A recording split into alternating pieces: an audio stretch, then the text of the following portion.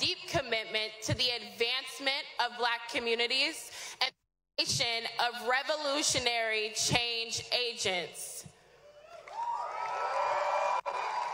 Creating organizations like the Student Nonviolent Coordinating Committee, who coordinated the Freedom Rides with the Southern chapters of the Congress of Racial Equality in the South, while Northern chapters, like the University of Chicago chapter, chaired by Bernard Sanders, again, that chapter was chaired by Bernard Sanders, fought diligently against segregated housing and other issues directly impacting Black people. This is not a history we can forget. We can't afford to forget that history. And it's not a history that we should stop talking about. Consistency and receipts matter. Student organizing mattered then, and it matters now. We know that young Black people have always been at the forefront of social change, and our political revolution is no different. That's why the Bernie Sanders campaign recently launched our HBCU organizing program. This program starts with an exclusive leadership training designed to provide you with lifelong organizing skills and political education. We'll train you on how to organize powerful, successful events, how to talk with others at your school about critical issues that affect our community, and also what Bernie's gonna do about them. And we'll share important resources and technology you can use powerful organizing skills on your campus at a huge scale. If you are an HBCU student and you are ready to have your voice heard and to be a leader in our movement, will you raise your hand if you're able? Let's see those hands, y'all.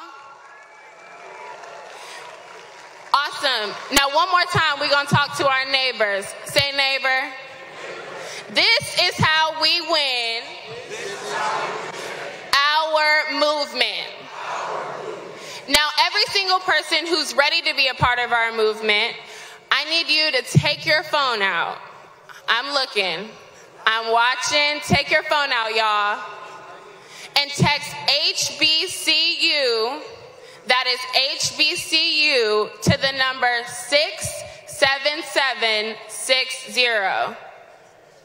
I'm going to repeat it one more time. Text HBCU to the number 67760. You said one more time? 67760. Thanks y'all so much. Remember, if you see a friend, a classmate, another HBCU student, you need to let them know that it's time to join our political revolution and win and be a part of this movement. Thanks, everybody.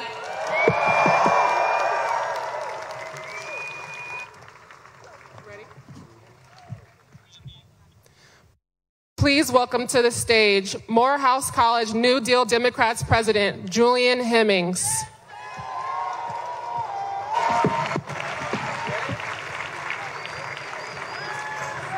What's going on? What's going on? The mic's off. What's going on?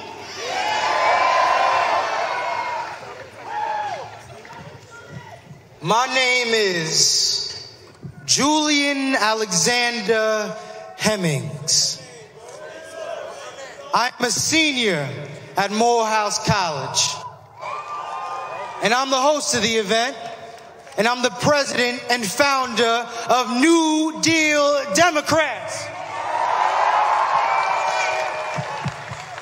A movement that believes in demystifying the political process. I'm a kid from the Bronx whose parents were born in different countries. My mother, a small village in Honduras. My father, a small parish in Jamaica. And they taught me that in America, anything is possible. And that is why I believe that if we work together and fight, we can achieve anything.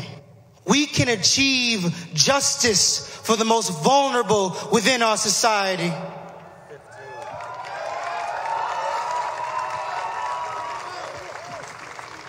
My message today is entitled, Dream Big.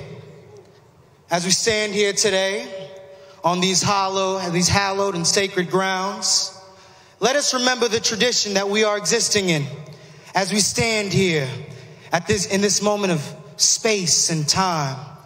I do not mean the tradition that limits a person from new discovery due to dogmatic beliefs. I do not mean a tradition that is filled with misconceptions of racial or gender supremacy. I'm talking about that good tradition, that righteous tradition, a tradition that teaches us that we can achieve greatness and achieve economic justice and fair treatment under the law for those who have faced discrimination. Because of our ancestors who have traveled the wilds of South Carolina, evading dogs and slave catchers for an opportunity to be free. I'm talking about our ancestors who refused to justify the system of apartheid in South Africa.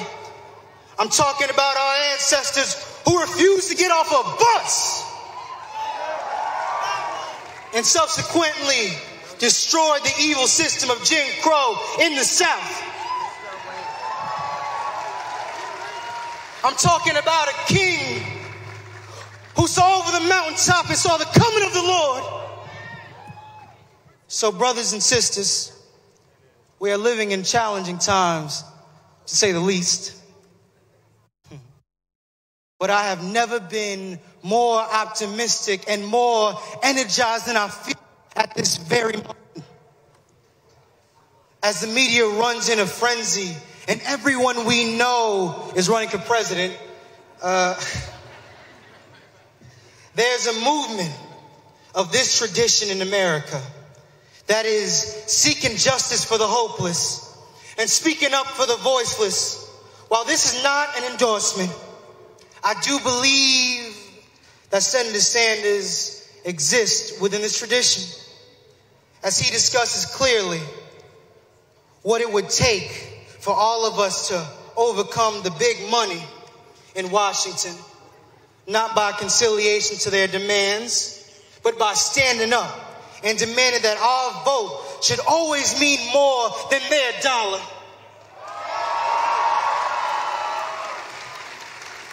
Our country's greatest moment of social and economic progress was not bought and paid for by the Koch brothers. It was paid for in blood, in sweat, in tears, and ultimately faith in the higher ideals of justice and equality. So I ask you to remember where you are within this tradition.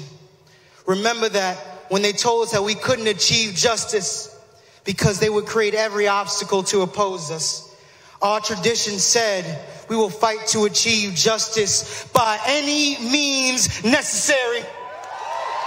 When they said to us that we were living in a nightmare, we said, I have a dream. And when they told us we could never elect a black president, we told them, yes, we can. And when they tell us to think smaller, because we may be a little bit too ambitious in our fight for a world where every person is accounted for, where those that are the most valuable or the most vulnerable feel safe and valuable. I tell you, in this new tradition, when it comes to human dignity, always, always, always dream big. Thank you guys very much. Enjoy.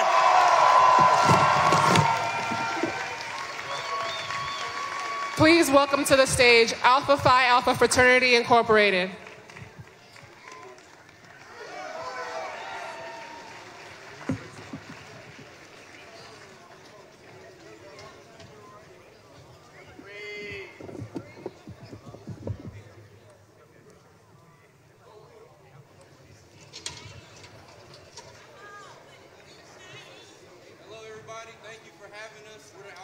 Chapter of Alpha Phi Alpha Fraternity Incorporated. Thank you to the Bernie Sanders campaign team for having us. Everybody here, no matter what your political sentiments and opinions, please get out there and vote. A voteless people is a hopeless people.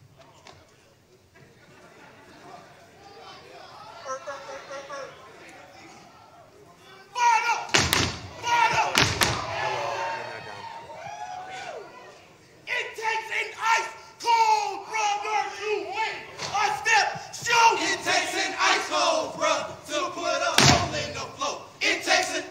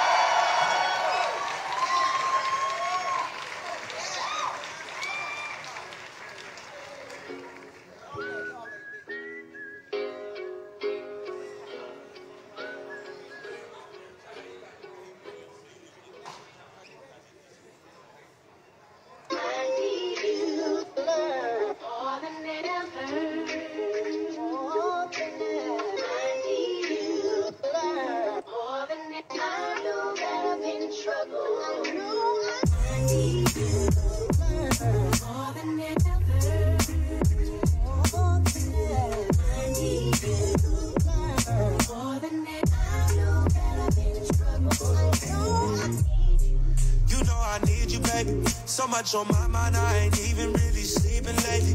I said some things I didn't mean, I know I did too much. What's love if we can't get into it, turn around and make up? You kept it solid from the beginning, baby, you my day one. You caught me in a lie, look back up at you like I'm dumb. I had to make you my girl, you ain't afraid to speak up. No matter where we are, who it is, you still gon' tee up. Go through withdrawals when we if I get back together, You stay 10 toes down, now you can kick your feet up. I had to boss you up, I had to level up myself. I did some growing up, I'm doing better for myself, but I still need you. More than ever. I need you more than ever. I know that I'm in trouble. No, I need you more than ever. Oh yeah, oh yeah, oh yeah. I got a laundry list of this shit you done did for me. God put out a rib for me. She pushed out a kid for me. When I'm gone, you hold down the crib for me. You know you ain't last in no prison. You told me straight up, you ain't doing no bid for me. The Lord, he bless you with common sense. Too many good people behind the fence. For lying to bed. For niggas they climb in bed. But daddy's surviving. Catch me a body, I'll make you a promise you won't know about it. I can't get you caught up in messes I made. Love you forever when we turn like 50. I'm still gonna have all of your messages saved. Purple emojis with horns on it like the devil, but ain't nothing devilish fake. In fact, it's a heaven's a thing. Black angel with the regular name. Strangers I can never contain. My passion for you, I'm rapping on you. In public, I know that you love it. I'm trying to put one more little boy in your stomach. No front and I keep it 100. If you was to leave me, I know I'm gonna plummet. Know I'm gonna plummet. More than ever. I need. More than ever. I know that I'm in trouble. I need you. I need you. More than ever. I need you. That I'm in trouble.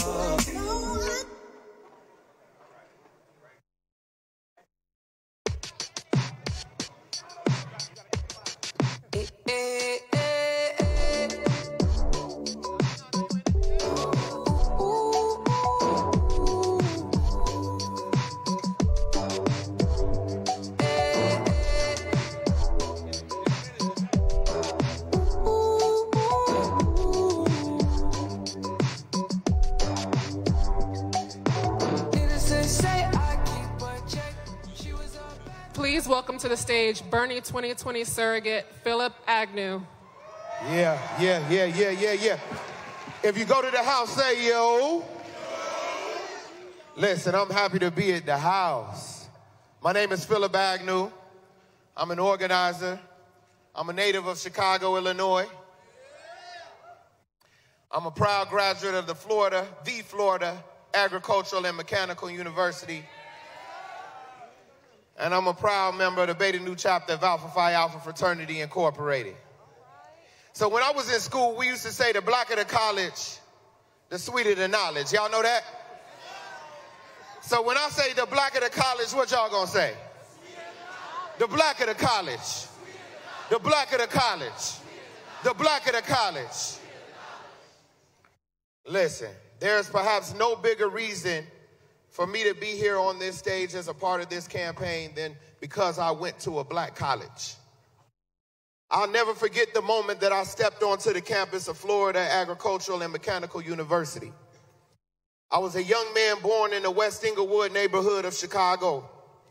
And though I had been accepted, I had no plans of going to college. But my family and my church, they said, you got to get out the hood, you got to go. And so it was in the fall of 2003 that I packed my belongings in a rental car and made the long trip to Florida. I'm going to tell y'all, I was scared. I had never left out of the city. But Florida A&M saw me. Florida A&M saved me. My HBCU wrapped its arms around me and filled me with a confidence that can only be described as ancestral. Florida A&M told me that I was more than I ever imagined, and she imagined that I be it. Florida A&M took a young, naive boy and began the painstaking process of building him into a better man. That's what my HBCU did for me. What my parents began, my FAMU finished. I said I wouldn't be serving as a surrogate in this movement if it weren't for my institution. FAMU also taught me about the power of people. It taught me that our power was in our history, and that we must protect our schools at all costs. My HBCU reminded me that our lives have meaning when we remember from whence we came, when we reach back, when we give back, and when we organize for power. Now, we've always led, am I right? And I'm here with a bunch of pride in my soul to be here a part of this campaign, but I'm happy that we're doing this at the house, where Dr. King once roamed. Now, I'm not talking about the Dr. King of Disney. The Dr. King that all he did was have a dream. I'm talking about the Dr. King that graduated from college at 16. I'm talking about the Dr. King who started a poor people's campaign that said that poverty is a crime, healthcare is a human right.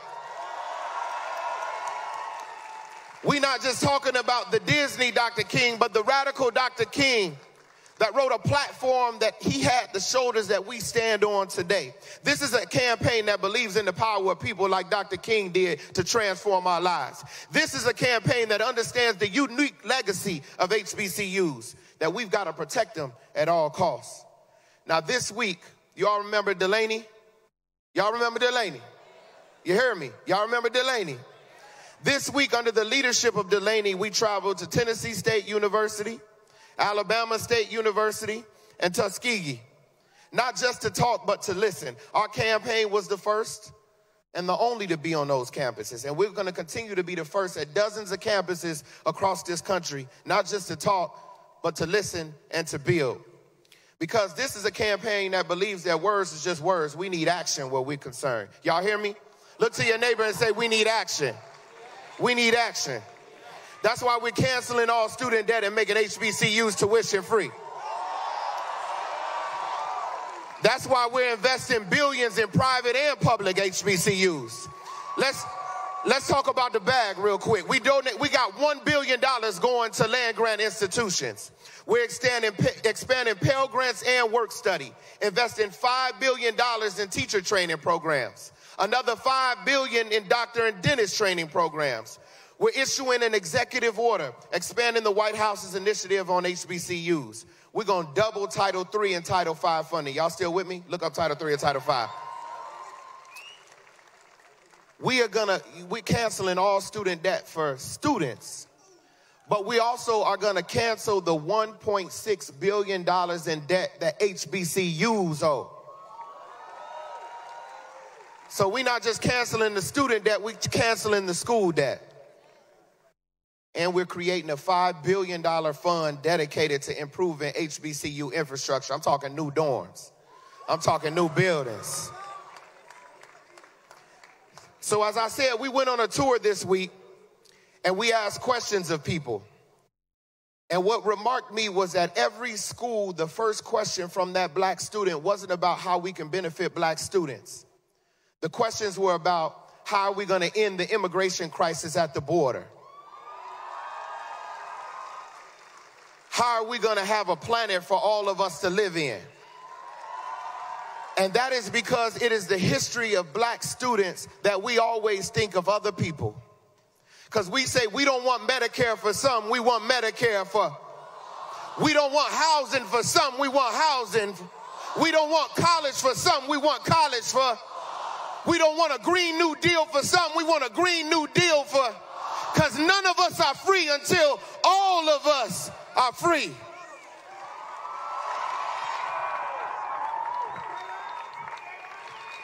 Please welcome to the stage Bernie 2020 co-chair, Senator Nina Turner. Yeah. Morehouse. Who in the house? Oh my God. Morehouse. I just got to say this. A sister was feeling all types of ways being in this space, in this place with you. And to the Morehouse men, as a black mama in America of a black son, come on somebody. I'm feeling all types of ways. So my mama-ness is coming out. This is a beautiful sight. And as Brother Julian laid it down about being a new deal, we need to do a new thing in this country. Come on, somebody. So I just, a sister wrote down a little bit, but I'm so excited I could just run around this place. I was thinking about the Reverend Dr. Martin Luther King Jr. It's hard not to think about him with his statue watching over us. But one of the things that he said about education, just a part of it, he said intelligence plus character, that is the goal of true education. Intelligence plus character. And so you can't have one without the other. And Morehouse men, I know that you understand that those two things must go together, intelligence plus character. We got a whole lot of smart people who have no character. And to have intellect without character is to be empty. Come on, somebody. So Morehouse men, and I'm not going to leave out the sisters, but what I want to say to the brothers, to black men in America, that you are loved. Black men in America, The courage that you exemplify is too often not realized, but as a black mama and a black wife and a black sister, I am here to say to the black men in America, you are loved. If don't nobody else tell you, S&T is telling you, you are loved. And there is nobody on the face of the earth quite like you. Come on, somebody. You are loved. And too often in the body politic, folks want to separate folks based on race and gender and sexual orientation and religion. But we know as a people that the only way to have true progress in this nation is if we do it together. Come on, somebody. So to the rainbow mosaic of humanity, what black folks in this country need is a whole bunch of other folks to understand, as the senator talks about all the time, the disparities within the disparities. In other words, it is not just black people who have to be concerned about anti-blackness and racism. Come on, somebody. And those are two different things. Because there's a whole bunch of folks who are anti-black. The racism and all of the negative impacts in this nation are all rooted in an anti-black racism.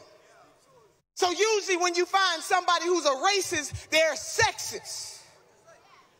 Those two things go together. So I want to say to the Morehouse men and all your friends that you are loved. And that we know, I love you too, baby. Senator Bernie Sanders is the type of candidate that he not new to this. He's been doing this since 1962. A sister, I had a shirt on the other day with the receipt of Senator Bernard Sanders, the only candidate on that stage who was locked up fighting for equal justice and rights for black folks. Come on, somebody. Hashtag receipts. We got all the receipts. I double dog dare you, roll the tape. We want them to roll the tape. So we're not talking about people who just had an epiphany because they running for president. Can I just two more minutes to break this down. In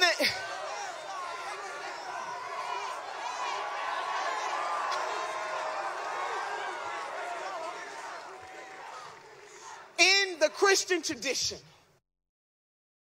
and I use the words Reverend Dr. Martin Luther King Jr. advisedly. See, people want to take the reverend off and know he was a reverend. And even though many of us subscribe to many other religions, and that is a beautiful thing, but in the Christian tradition, there is a scripture that says that you will know the tree by the fruit that it bears. Not the fruit that it's pretending to bear. Not the fruit that it's just bearing because it's running for president, but by the fruit that it bears. And if you check Senator Bernard Sanders' records, baby, you're going to see good fruit dating back decades. Hello, somebody. Hello, somebody. So all I'm saying to you, Morehouse, and all of your closest friends, this rainbow mosaic of humanity that we have right here today, is that Senator Bernard Sanders is tried and tested. The Reverend Dr. Martin Luther King Jr. also said that the true measure of a man, come on, it's not where he stands in times of comfort and convenience. It's not when folks stand when everything is all right. It is where they stand in times of controversy. What you have in Senator Bernard Sanders is somebody who is not going to flinch, somebody who's not going to sell you out, somebody who's going to do exactly what he says he's going to do. Come on. Come on, somebody. That should be worth something. Somebody who says that not only should we legalize marijuana in the United States of America, hold on. Not only should we legalize marijuana, but that the very people who are the victims of a drug war that terrorize black communities, that black folks should reap the benefits of the legalization of marijuana. Come on, somebody. We're not playing games with this. Senator means this, that records need to be expunged so people can live out their greatest greatness. Come on, somebody. Oh, no, we're going to do this. Morehouse and all your closest friends. There are many candidates that are running, and I can hear the senator's words in my ears, and they all fine people. That's what the senator says.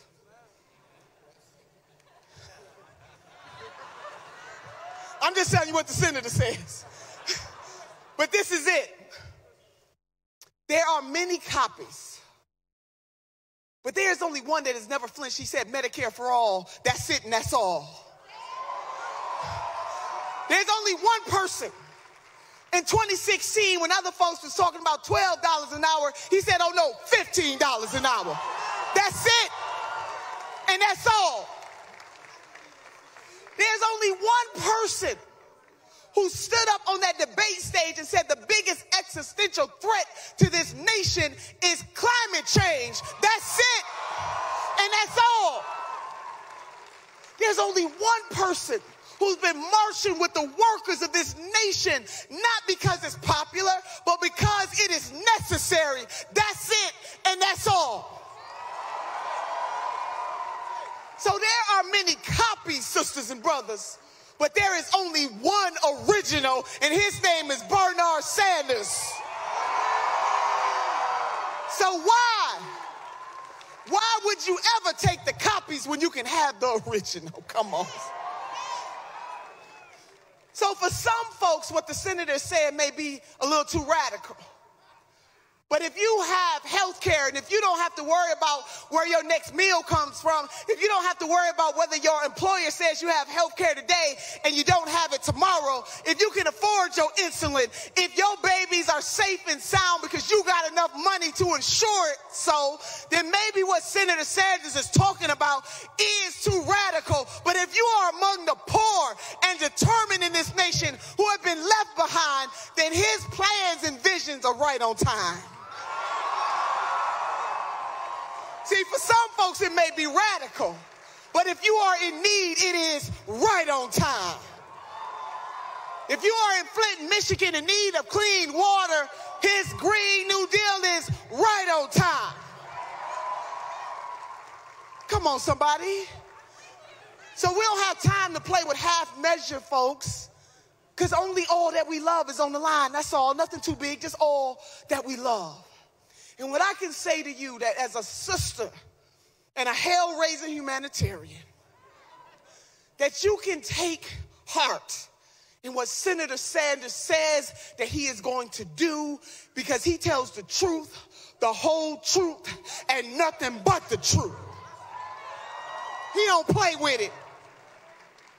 So I'm asking you to support him, because he also understands that to have these great things that we deserve in this nation is that we need a movement. It is not about him. It is about us. He says it all the time. He's the only candidate that is a movement leader. This is not just about him being sworn into the White House. It is about us being sworn into the White House. Come on, somebody. So it's just about to close this up, because I'm about one of your very own is coming to this stage, and he's going to light it on fire. I'm so proud of this young man. Too much is at stake for us to play games. You will know the tree by the fruit that it bears. Senator Bernie Sanders is the real deal. And we have a chance to have a moment of transcendence. We're never going to have quite this moment ever again. We're never going to be able to capture this moment right again. And we might as well, as the senator often says, if you only got one life to live, you might as well have a revolution. Come on, somebody. See, revolution is what freed black folks. Come on, somebody. Revolution. A people-powered revolution. So in my fifth closing, I got to say something about my grandmother, who was hailed from the South. Grandma couldn't read or write, but she could count her money. Sister, she kept her money in the Southern Ladies Bank and Trust. Y'all know where that bank account is located. When I asked my grandmother what does it take to be successful in life, she said all you need are the three bones, the wishbone, the jawbone, and the backbone. She said the wishbone will keep you hoping and praying because hope is the motivator, but the dream is the driver. The jawbone will give you courage to speak truth, the power to lift your voice. Have courage to lift your voice. You see, titles are good, but purpose is better. But the most important bone of them all, the supercalifragilisticexpialidocious bone, is the backbone. Because the backbone will keep us standing through all of our trials and our tribulations. And in this life, sisters and brothers, we're going to go through some stuff, but we can't have a testimony without a test. And we are being tested to determine whether we have courage enough and conviction enough in our time, in this moment, to do what we can with what we have, where we are, to get comfortable with being uncomfortable. Because our mission is so high, we can't get over it. And our mission is so low, we can't get under it. And our mission is so wide, we can't get around it. All of us have an obligation to pursue justice at all costs. And that is what this campaign, this movement is all about. It is about you and you and you and you and you and all of us together. Come on, somebody. We gonna do this.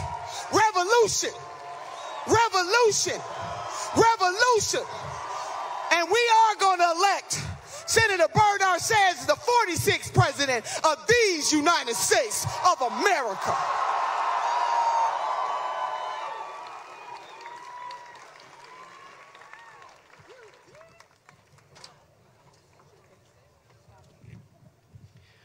Please welcome to the stage Bernie 2020 Policy Advisor Terrel Champion.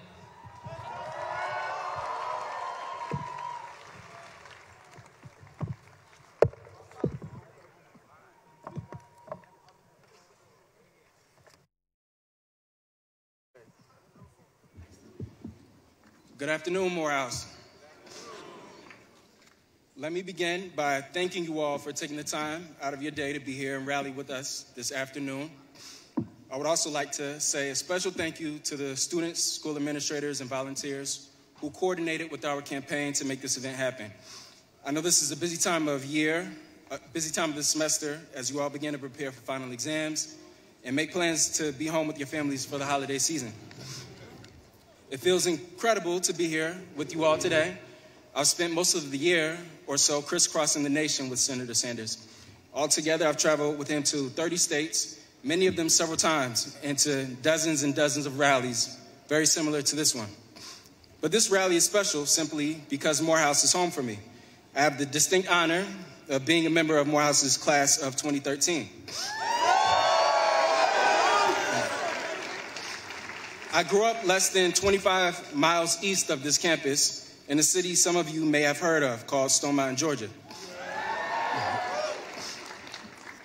Although Stone Mountain is a beautiful suburban community with loving people like my family that make me proud to call it my hometown, it's famous, or better described as infamous, for a couple of reasons I'm not proud of.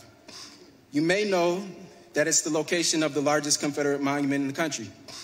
You may also know that it is where the Ku Klux Klan reemerged in the early 1900s to become the domestic terrorist organization that oppressed the lives of Black Americans for decades.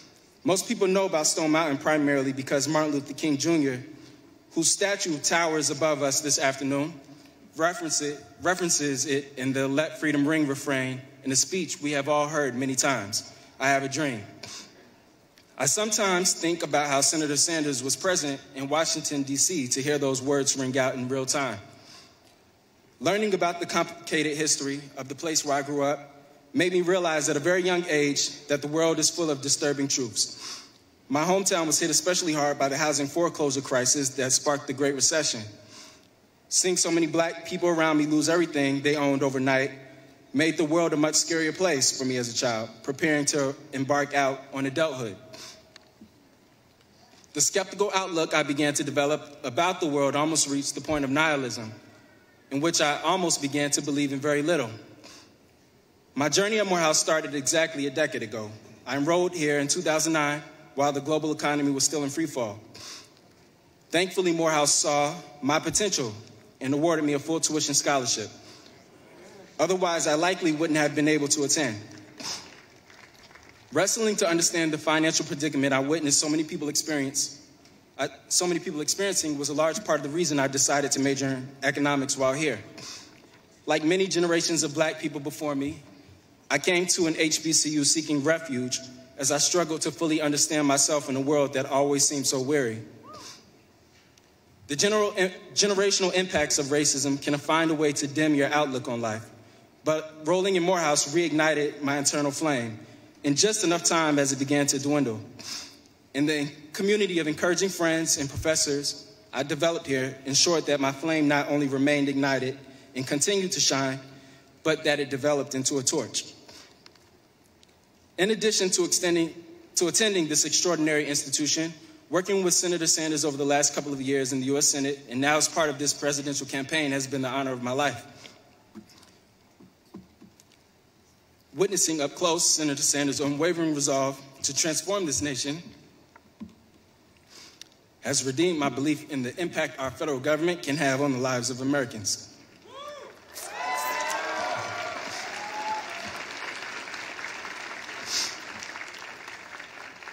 My belief in the moral standards this nation can achieve has been elevated. I've spent hundreds of hours with Senator Sanders, shuffling through cars and airports, from meetings to town halls to rallies. It's been a daily masterclass in grace, fortitude, and compassion. For me personally, it has also been a test of stamina. While on the road, I will wake up an hour early, sometimes two, just to keep up with him. My peers and professors, especially those who knew me while I was here at Morehouse, can attest to my work ethic. But working on the campaign trail with Senator Sanders has made me reevaluate what it means to put in a hard day's work. Yet despite the unimaginable pressure of leading a campaign, Senator Sanders is always quick to laugh and crack jokes, take a few minutes to go on a nice scenic walk, and find joy in the simplest things that make life worthwhile. In these instances with the senator, I've learned less about politics and more about life and how to be a better person. As you all more than likely know, the senator is known for connecting with young voters. I believe it's because he's been courageously resisting injustice since his college years as an activist with CORE, protesting housing discrimination. The same courageous consciousness he gained then continues to be the compass that guides him, and the wisdom he's gained since then has only emboldened. He possesses a sixth sense for noticing and tackling social injustice head on. During a time when so many people feel uncertain, he's demonstrated the consistency and visionary leadership we need to chart out a new, resilient path for future generations, one that prioritizes humanity and not the greed of billionaires. Most importantly, he knows that transforming this country and world will take a movement of ordinary people like you and me working and organizing together. He knows that we have to see the promise in each other and become deeply rooted in the possibility of a better nation where nobody gets counted out, where nobody gets left behind. So that is what brings us to Morehouse today. We are here to solicit your support. We are a campaign with well over 1 million registered volunteers, and we ask that you join this movement to make healthcare and education human rights, to end mass incarceration,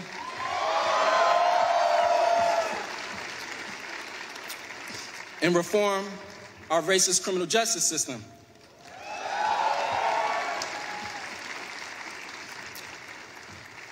And to overcome the daunting obstacle of climate change.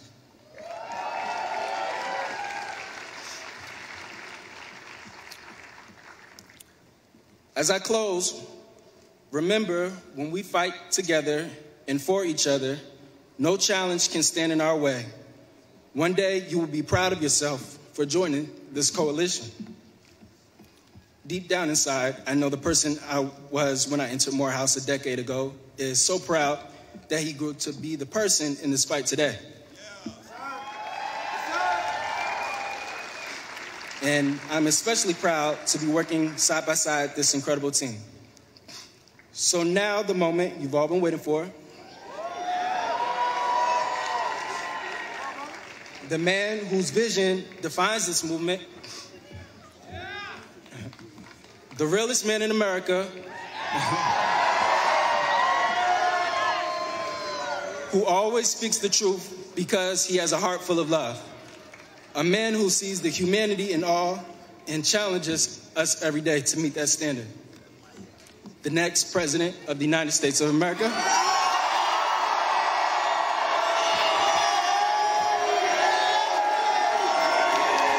Senator Bernie Sanders.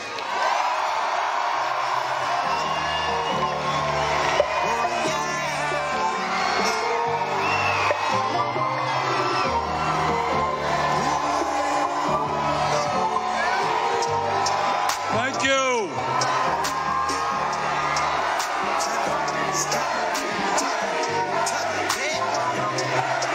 Thank you. Now let me introduce you to the next First Lady of our country, Jane Sanders.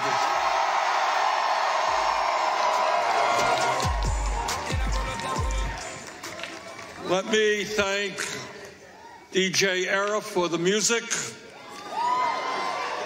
the MLK Junior International Chapel Gospel Choir for their music. Let me thank Alpha Phi Alpha Fraternity Incorporated. We thank Julian Hemmings, Delaney Vandergrift, Philip Agnew, Senator Nina Turner, and a young man who has worked for me and with me for a number of years, who is a proud graduate of Morehouse, Terrel Champion.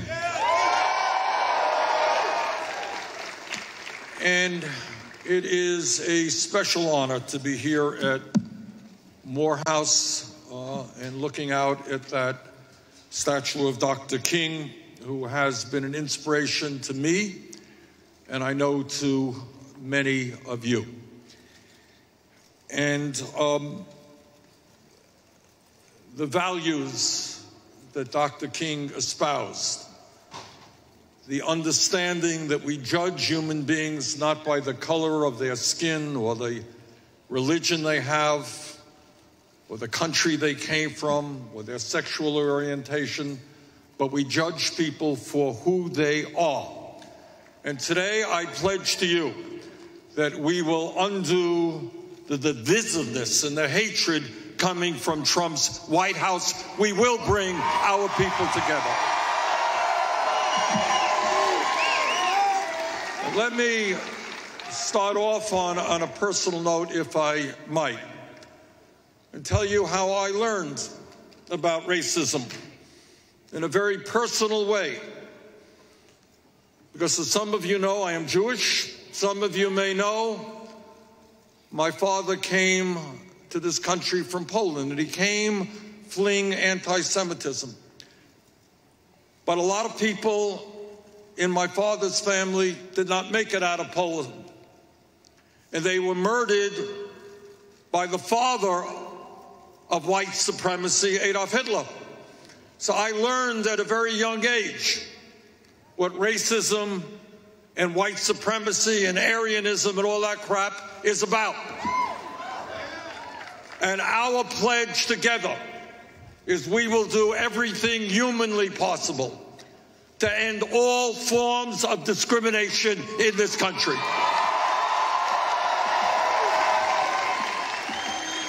We will end the systemic racism that exists.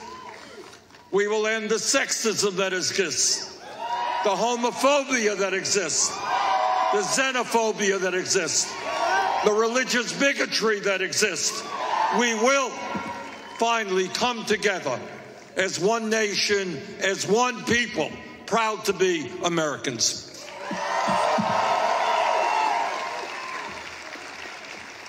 And I learned a little bit about economic justice, not from a textbook in college.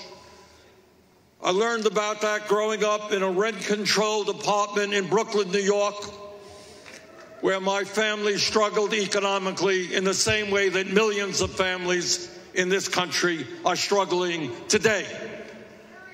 My mother had a dream, and her dream was maybe one day we would get out of a rent-controlled 3.5-room apartment and get a home of her own. She died young, and she never saw or achieved that dream. So I come to you today not as the son of a billionaire or a millionaire, but as somebody who proudly comes from a working class family, who has stood up for the working class his entire life and will take that fight into the White House. And today we tell the billionaire class that this country belongs to all of us, not just to the few. And I want to mention to you, as Terrel mentioned, that as a young man at the University of Chicago, I was active in a civil rights organization called CORE, Congress on Racial Equality, led by a great man many don't know today, James Farmer. And during the 60s, when young men and women were struggling with SNCC, the Student Nonviolent Coordinating Committee, getting their heads bashed in, getting killed here in the South, some of us were not quite so brave, but we were doing what we could in the North. And I guess I'm one of the few candidates for President of the United States ever to tell you proudly, I was arrested and went to jail fighting housing segregation in Chicago. I know that that is usually not the kind of things that presidential candidates advertise, having gone to jail. But it's a better way to go to jail than the corruption that currently goes on in the White House.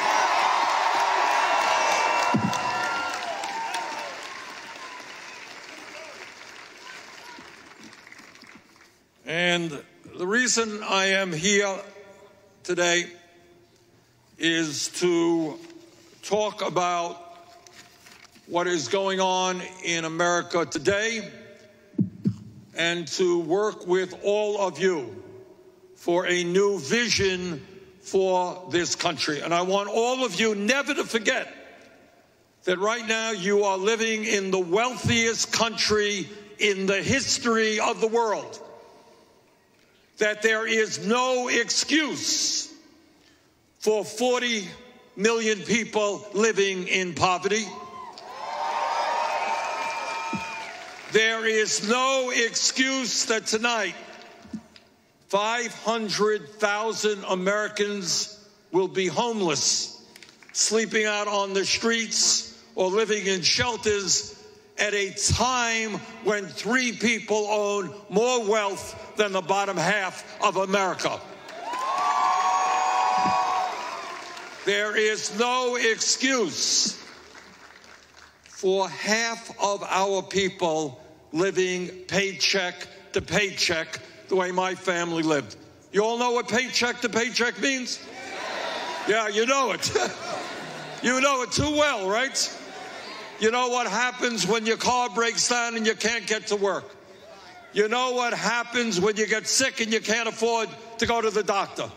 You know what happens when you can't afford child care for your kids. And some of you know what it means to be paying off outrageous levels of student debt. Well, in the wealthiest country in the history of the world, we are going to end the disgrace of having more income and wealth inequality in America today than at any time since the 1920s. Here in Georgia and in Vermont and all over this country, you got people working 2 or 3 jobs, and 49% of all new income is going to the top 1%. That is wrong. We are going to create an economy and a government that works for all of us, not just the 1%.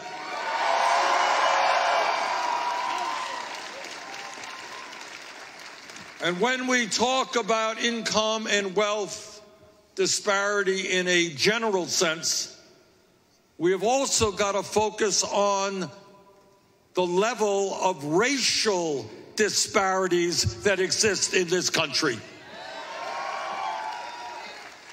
And that means today we have to ask ourselves, how does it happen that the average white family now owns 10 times more wealth than the average black family?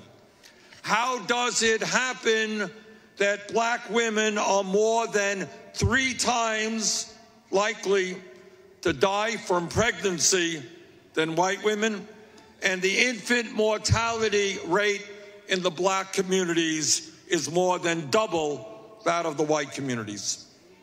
How does it happen? This is an issue we are going to make a major priority, that we continue to have a racist and broken criminal justice system in which 1 out of 4 young African-American males ends up in the criminal justice system. We need a new vision for America, a vision which is based on justice. And that is what that man fought for, and that's the struggle that we will continue to fight for.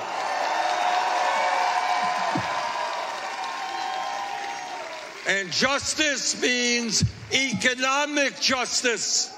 It means racial justice. It means social justice. It means environmental justice.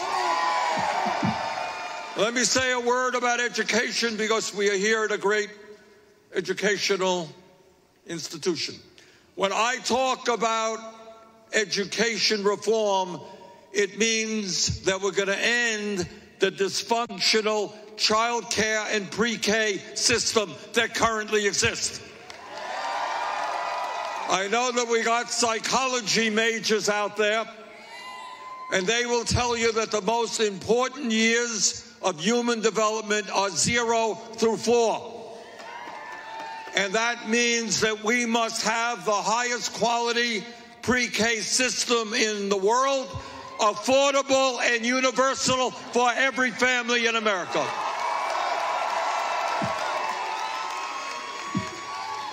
And it means that we are going to invest heavily in public education in this country. We're going to triple funding for Title I schools. We are going to encourage young people to go into teaching, because we're going to give educators the respect and compensation they deserve. And that means that no teacher in America should earn less than $60,000 a year. It means that teachers should not have to work 2 or 3 jobs. It means that teachers should not have to take money out of their own pockets to buy school supplies.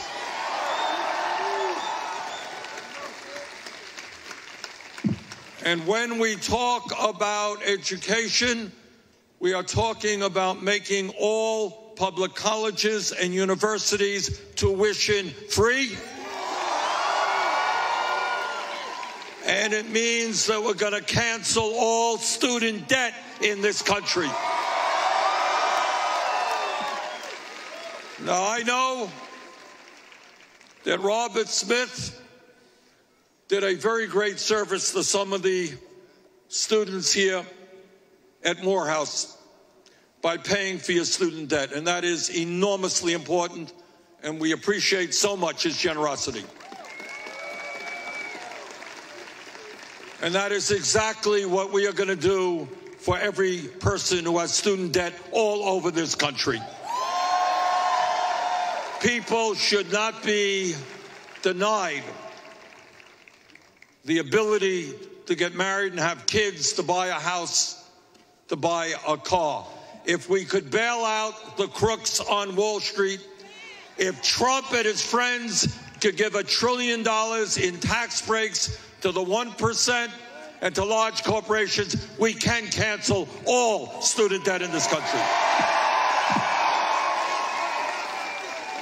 And when we talk about higher education, we understand the importance, the enormously importance, that HBCUs play in this country. All over this country, too many HBCUs have struggled financially from a lack of federal resources. They have suffered from a drop in enrollment and from crushing institutional debt. And yet today, the need for HBCUs and the education they provide has never been greater. Listen to this. Today, only 7% of public school teachers are black, despite the fact that in major cities after major cities, the overwhelming percentage of children are children of color. And while African Americans represent 13% of the total U.S. population, only 4% of physicians in America today are African American. Further, in order to reach parity for dentists, sometimes we forget that dental care is health care. We need to train and educate thousands of black dentists.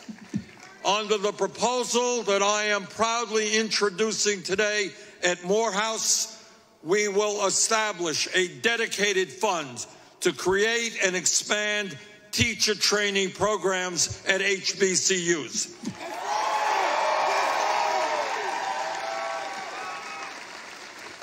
We will provide $5 billion for programs that increase recruitment, retention, and professional development of diverse K-12 teachers. We need the best and the brightest in this country.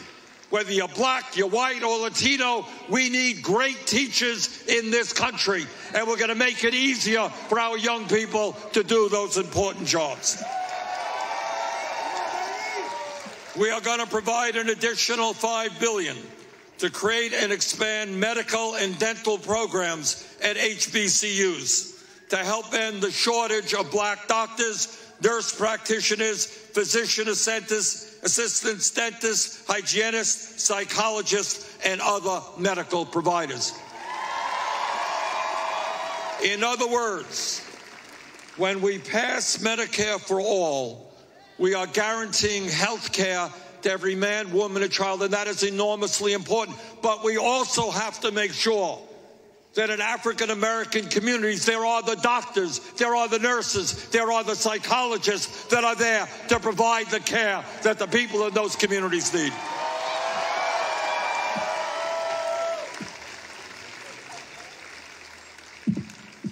And when I talk about health care, let me be very clear. We will end the international embarrassment of the United States of America being the only major country on earth not to guarantee health care to all people as a human right.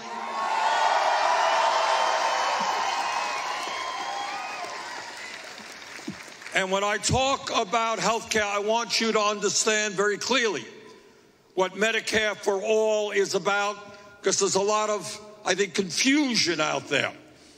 And the confusion rests with the fact that today we have a health care system not designed to provide quality care to our people, but to make huge profits for the insurance companies and the drug companies.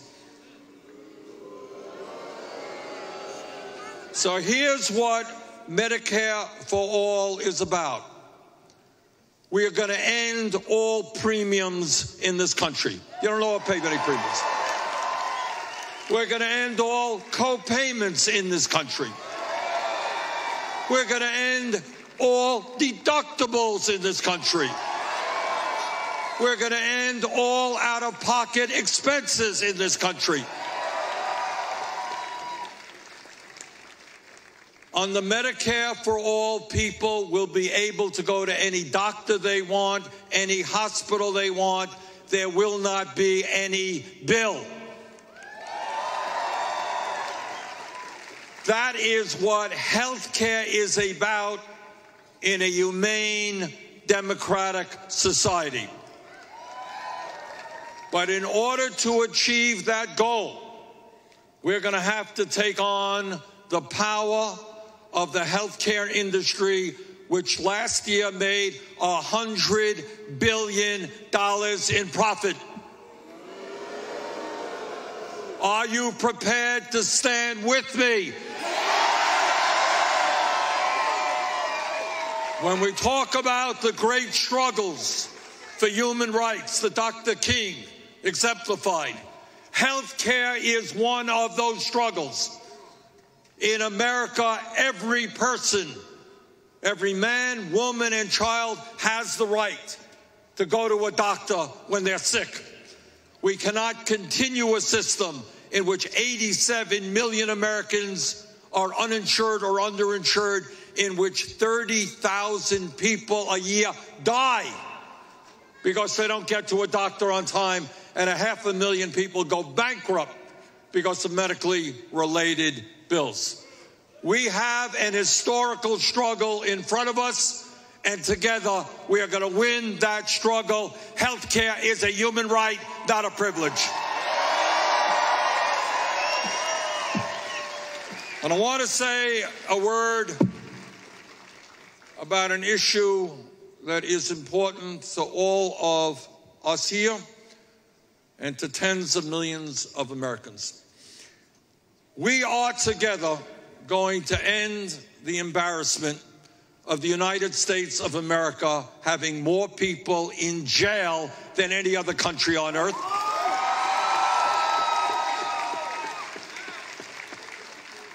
We are going to invest in jobs and education, not more jails and incarceration. We are going to end all private prisons and detention centers in this country. And I want to mention to you something that a lot of people are not aware of. We got about 2 million people in jail today. About 400,000 of those people right now are behind bars for the crime of being poor. They have not been convicted of anything. They cannot afford cash bail. We're going to end cash bail in America.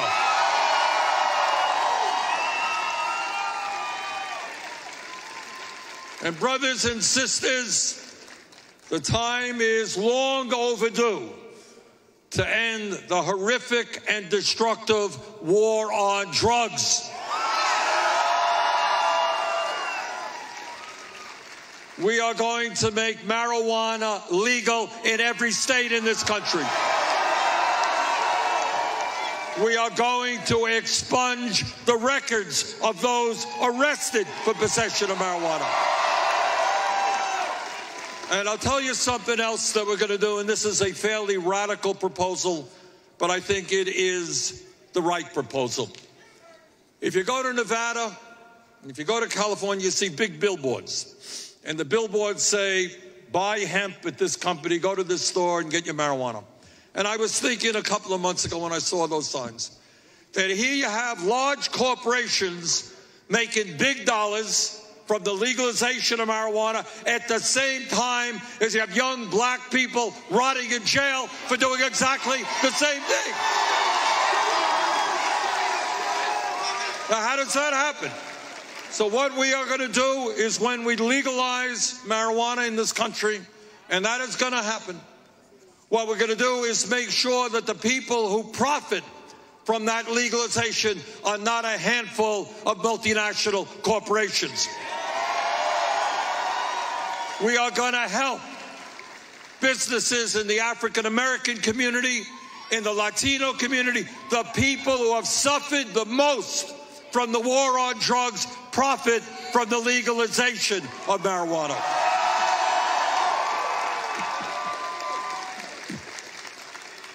And by the way, in a nation which has far too much violence and murder, we're going to end capital punishment in America as well.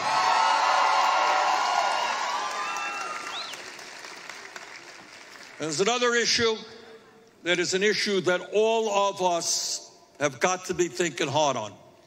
And that is that anyone who tells you that climate change is a hoax, that is somebody who is doing a horrible disservice to the children of this country and to future generations.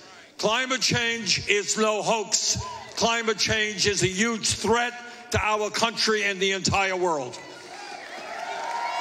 And today we say to the fossil fuel industry that your short-term profits are not more important than the future of this planet.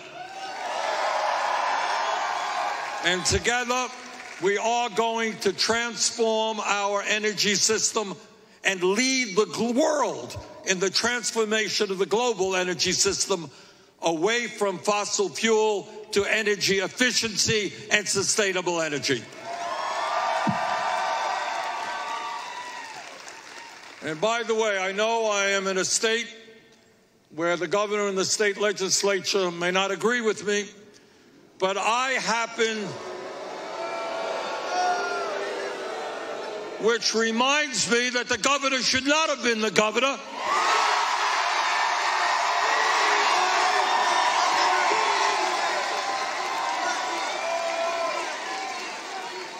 Which is, and I got to tell you this. You're right. You know, I got to tell you this in a kind of a personal way. You know, I'm a politician. That's what I do. And I run for office in Vermont many, many times. And I've lost elections and I've won elections.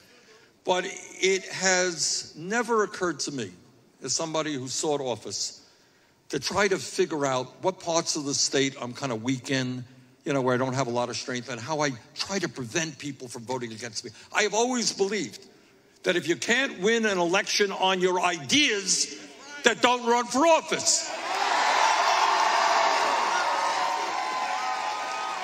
And that here in Georgia and all over this country, you got cowardly Republican governors who can't win elections on their ideas and are suppressing the vote. And I say to those cowardly governors and others, if you can't win on your ideas, get out of politics, get another job.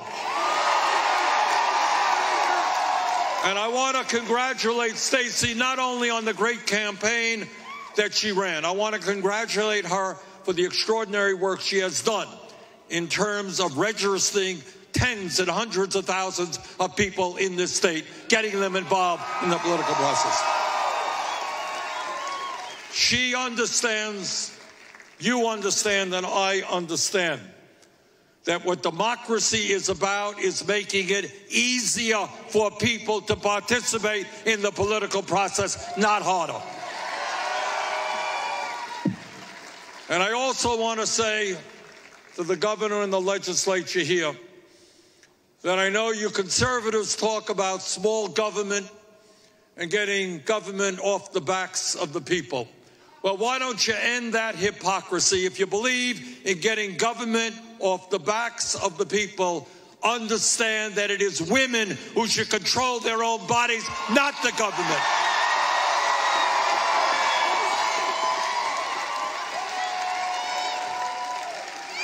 And my promise to you is I will never nominate anybody to the U.S. Supreme Court who is not 100% pro Roe v. Wade.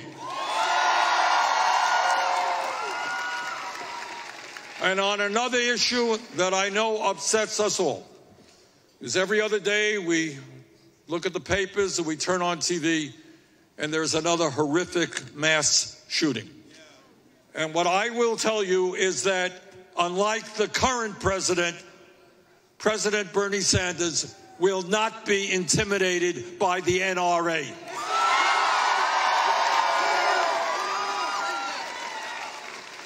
We will do everything humanly possible to end the gun violence, which is so much of an epidemic in this country today. Let me, as again, I'm moved by looking at a statue of one of the great leaders in American history. And what Dr. King understood, as all great leaders have understood, is that real change never takes place from the top on down. It is always from the bottom on up. And that's why, among so many qualities that Dr. King had, being a brilliant writer, and so many attributes, he was also a great organizer. A great organizer. He organized people to stand up for justice. And that is the history of the civil rights movement. That is the history of the labor movement. That is the history of the women's movement. That is the history of the gay rights movement. That is the history of the environmental movement. It is the understanding that when we organize people in the fight for justice, who stand up and look around them and say, you know what, it is not right that 3 people own more wealth than the bottom half of America. It is not right that we have more people in jail than any other country. It is not right that millions of Americans cannot afford to go to the doctor when they are sick. It is not right that kids in low-income communities are not getting the education that they deserve. It is not right that young people are leaving college deeply in debt. It is not right that veterans tonight will be sleeping out on the streets of America.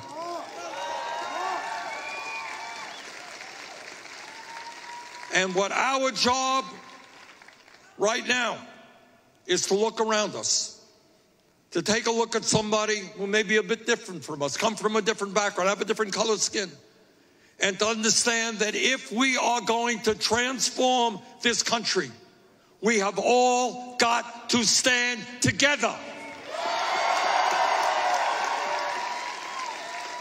We cannot allow Trump and his friends to divide us up. So brothers and sisters, today, it's not quite night yet. Today, I welcome you into a political revolution. It is a political revolution which will defeat the most dangerous president in American history. But it is more than that. It is a revolution which will bring millions of people together to create an economy and a government that works for all of us and not just wealthy campaign contributors. It is a movement that says that the future of America will be created by the young people of this country today.